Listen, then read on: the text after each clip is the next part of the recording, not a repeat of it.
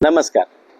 हल्ली काय झालं, हे रॅपिडो मुलं जे बिचाऱ्या गाड्यात म्हणजे पोटाच्या कळगी बस गाडी चालवतात, गरीब मुलं आहेत आणि हे धंदा करत असताना तिथं सराईत दुसऱ्या माणसाला पकडून ते रॅपिडो वाल्याला बोलवतात आणि मग नंतर त्यांना ते फाईन मारून मग मग त्यांना फाईन मारून त्यांच्याकडनं फाईन वसूल करतात, म्हणजे इनडायरेक्टली त्यांच्याकडनं पैसे उकळतात. आणि मागे पण जे आता हे परिवहन मंत्र्यांनी पण रॅपिडोला परवानगी दिली होती, त्यानंतर परिवहन मंत्र्यांनी रॅपिडोवाला पकडून दिलं होतं. बरोबर. आणि त्यानंतर रॅपिडोवाल्यांनी परिवहन मंत्र्यांच्या कार्यक्रमाला दहीहंडीला पॉन सर्वे केलं होतं. संदर्भ विषय असा एवढाच आहे की हे परिवहन विभागाकडूनच या रॅपिडोवाल्यांना फाईन लावायचा प्रयत्न चालू आहे. का एक प्रकारे फाईन लावतायत पैसे उकट हेच कळत नाही. आणि हे जे गरीब लोक आहेत बिचारे, ते गाडी चालवत आहेत, त्यांना हे करतात. आता हा व्यक्ती बघा राहायला कुठं आहे, लालबागला राहायला, पण तो इथे आला होता आणि ह्या व्यक्तीला त्यांनी आरटीओ वाल्यानं थांबवलं की तुझ्याकडे का फाईन आहे का. त्यांनी बघितलं का लायसन्स आहे ना, मग एक काम कर, मला रॅपिडो बुक करून दे. आणि मग रॅपिडो यांनी बुक करून दिली. त्यानंतर हा मुलगा आला, त्या मुलगा आल्यानंतर त्याला पकडलं आरटीओ वाल्याने.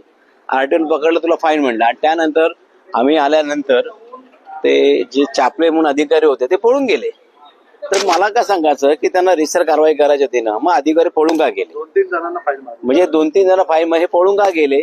तर माझ्या मते याच्यामध्ये काहीतरी गोळ बंगाळ आहे. आणि हे ह्या 13 लोकांना रॅपिडो बुक करा सांगतायत आणि ते आलं का त्यांना फाईन मारतायत, त्यांच्या पैसे उकळत.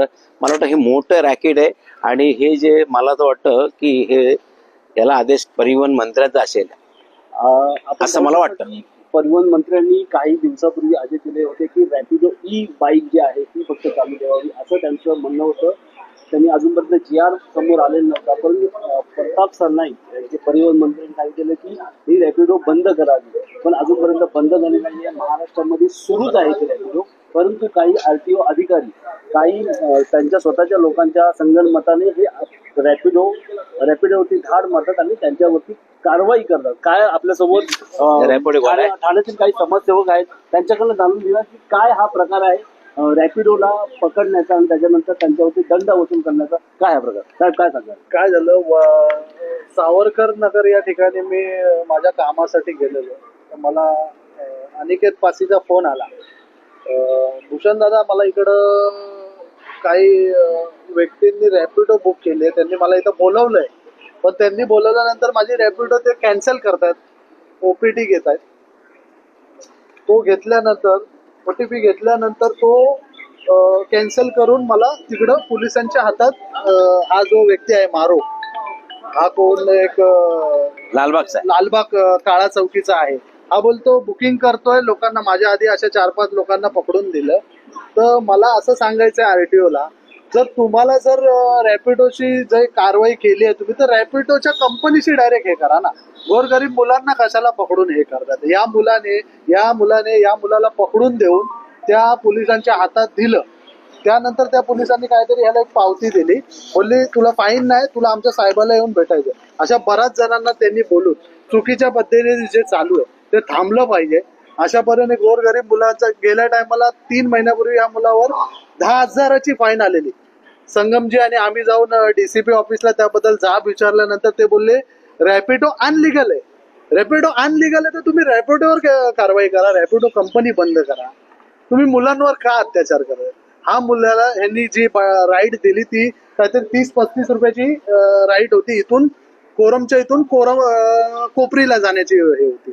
पण त्याला फाईनचे मोठं हे करून त्याला आमच्या अधिकाऱ्यांशी भेटायला सांगा, असं करून हा जो मनुष्य हा चुकीच्या पद्धतीने रॅपिडोचे बरेच त्याच्या मोबाईलमध्ये आम्ही बघितलं, पूर्ण असं यांनी दिवसभरात बऱ्याच लोकांना असं बोलून RTOच्या ताब्यात दिलं. तर हे RTO जे करतंय ही पद्धत चुकीची आहे.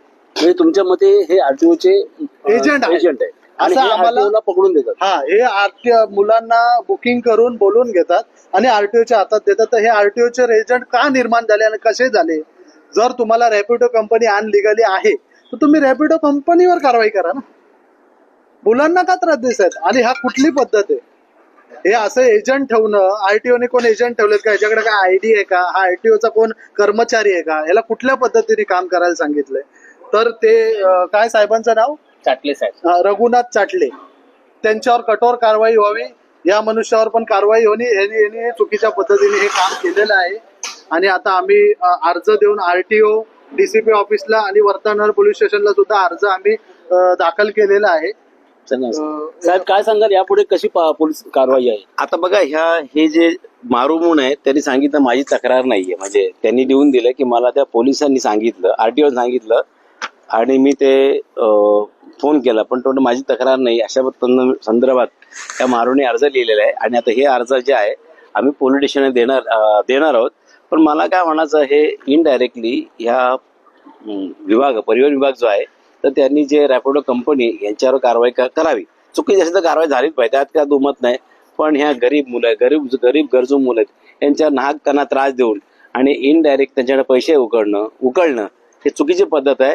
तर माननीय मुख्यमंत्री याचं लक्ष घालून या परिवहन विभागात नक्की काय चाललंय आणि कशा प्रकारचे पैसे गोळा करायचा मार्ग चालू आहे हा बंद झाला पाहिजे. अन्यथा या काही दिवसांमध्ये ह्या मुलांच्या वतीने आम्हाला आंदोलन करायला लागेल.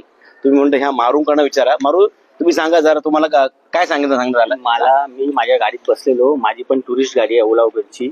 मी माझ्या कामानिमित्त तिथे थांबलेलो, माझ्या गाडीत साहेब चाटले साहेब म्हणून आणि अजून एक अधिकारी येऊन बसले आणि मला सांगितलं की तुझं लायसन आणि फाईन. त्यांनी तुम्हाला सांगितलं की रॅपिडो त्यांनी सांगितलं बुक कर म्हणून. नंतर मग काय? माझ्याकडे नाहीये. मग त्याने माझ्या मोबाईल मध्ये दिसला, मग बोललो एक बुक कर तुला आणि तू बुक कर आणि तू निघून जा इकडनं. पण मी माझ्या कामानिमित्त होतो म्हणून मी तिथे थांबून राहिलो आणि त्याने मला दोघांना बुकिंग केली आणि त्यांनी 2 जणांना बुकिंग केली पण ती तुमच्याच मोबाईलवर? माझ्या मोबाईलवरनं दोघांना बुकिंग केली आणि हे कॅन्सल करायला लावले. आणि चाटले साहेबला मी सांगितलं, जेव्हा सांगितलं OTP वगैरे टाकायला म्हणजे पैसे लागतील, ते बोलले मी पैसे देऊ त्याला, म्हणजे त्याला पैसे मी देऊ म्हणून त्याला पण माहिती आहे. त्यांनी सांगितलं पैसे मी देऊ, ते जे काय वरचे लागतील ते. आता आणि जेव्हा सर आले तेव्हा साहेबांना सांगितलं तुम्ही सांगा ते तुम्ही मला सांगितलं म्हणून बुक करायला. ते न सांगता ते तिकडनं पळून गेले. ते व्हिडिओ मध्ये पण आलेलं आहे. आपण